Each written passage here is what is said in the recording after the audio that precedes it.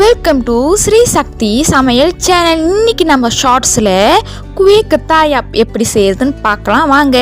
அதுக்கு தேவையான பொருட்கள் என்னென்னு நான் சொல்கிறேன் ஒன்று ஒன்றா.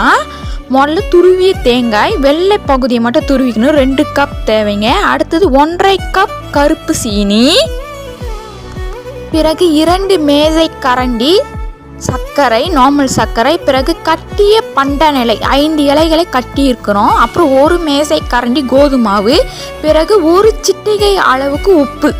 பிறகு முதல்ல நம்ம ஒரு கடாயை எடுத்து அடுப்பில் வச்சு அதில் தேங்காய் பூ கலந்து வறுத்துக்கிட்டு அதில் கருப்பு சீனி 1 சிட்டிகை அளவு உப்பு கட்டிய பண்டான இலை போட்டு நல்லா வதக்கி அது கெட்டியாக வரத்துக்கு 1 மேசை கரண்டி கோதுமாவை சேர்த்து கிண்டி கொண்டு பிறகு மாவு எப்படி அரைக்கிறது அப்படி நம்ம பார்க்கலாம். 2 கப் கோதுமாவு, 2.25 கப் தண்ணீர், பிறகு 1 முட்டை ஏ கிரேட் 1 முட்டைங்க, அப்புறம் 5லேருந்து 6 பண்டான இலைகளை அரைச்சி 1.5 கப் பண்டான இலை ஜூஸ் எடுத்துக்கணும்.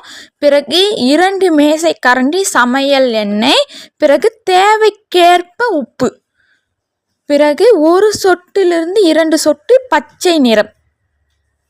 இவை அனைத்தும் கலந்து மிஷினில் நல்லா ஒரு ஸ்மூத்தான பேஸ்ட்டை அரைச்சி வடித்தட்டை வச்சு நம்ம வடித்து எடுத்துக்கணும்.